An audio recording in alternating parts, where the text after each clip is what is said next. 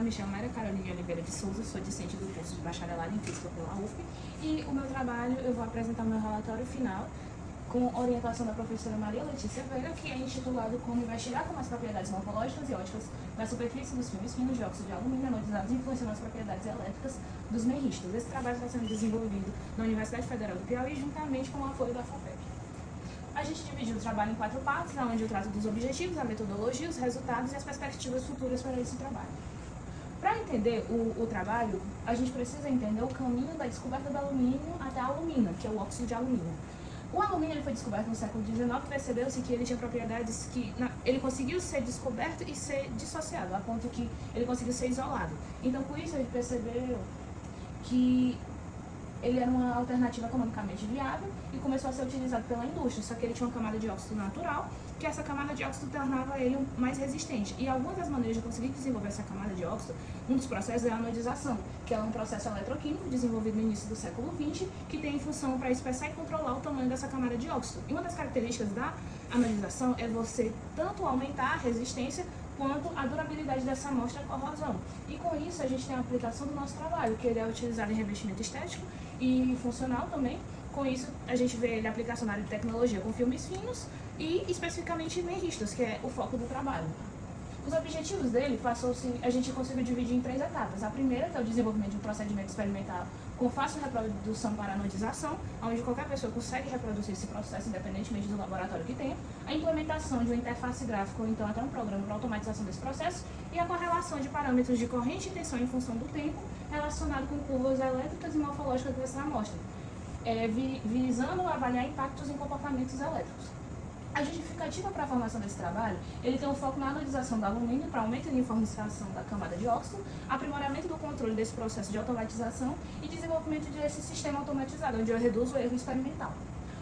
Para a metodologia do meu experimento, eu utilizei, a princípio, fazer a limpeza e preparação dos substratos, onde eu passo por uma etapa de limpeza, um banho ultrassônico, que é dividido em 4 etapas, para a limpeza completa dessa minha amostra, a secagem do substrato e, por último, a aplicação do plasma, que foi levado para ser metalizado em São Paulo, onde foi colocado uma camada de 100 nanômetros de espessura de alumínio.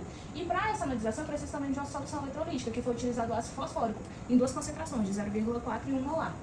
Para isso, a anodização, a sua estruturação, ela é dada aonde? No ânodo eu vou ter o meu substrato com o alumínio depositado ligado ao polo positivo da minha fonte de tensão, e no cátodo, que é meu polo negativo, que vai ser ligado ao polo negativo da minha fonte de tensão, eu vou ter o meu eletrodo inerte, que vai ser a platina nesse meu sistema. Aqui eu vou ter a esquematização desse meu processo de anodização, onde eu preciso de uma interface gráfica, de um computador associado a um cabo GPIB, a minha fonte de tensão, e no meu polo negativo, que é o meu cátodo, eu tenho o meu eletrodo inerte, e no meu polo positivo da tensão, que vai ser meu ânodo, eu vou ter o meu substrato com alumínio depositado.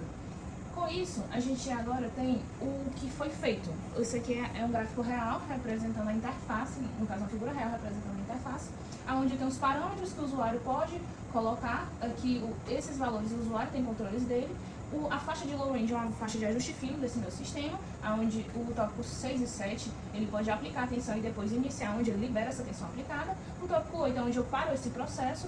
O tópico 9 é onde eu desligo completamente essa fonte, então eu não tenho mais conversa remota. E no tópico 10 eu consigo tanto salvar os dados quanto os gráficos formados. O gráfico é esse, onde é formado em tempo real um gráfico de tensão em função do tempo e um gráfico de corrente em função do tempo. E esse é o nosso aparato experimental sendo utilizado, onde a gente tem o computador com o meu programa, a fonte de tensão, a célula eletrolítica, e eu associei um multímetro para a verificação dessa corrente que estava sendo feita, a leitura correta com o que estava aparecendo no programa. No resultado, nós temos que o passo da tensão influencia nesse coeficiente angular dessa minha reta da tensão. Então, percebeu-se que esses pontos onde coincide o pico da corrente com o da tensão, ele corrobora com a literatura, onde eu tenho a formação desse meu óxido sendo completa. Esse decaimento, o primeiro decaimento, ele mostra a formação do óxido de barreira sendo completo, e o segundo decaimento, ele já mostra quando a solução ataca diretamente o meu alumínio, que não é o que queremos. Porém, a princípio, teve-se esse tipo de dúvida, como o programa estava em fase inicial, acabamos percebendo isso e com o tempo corrigimos, onde agora utilizamos somente até o primeiro decaimento, que ele fecha com a literatura utilizada da base desse meu trabalho, que é o da Natália Viraghi.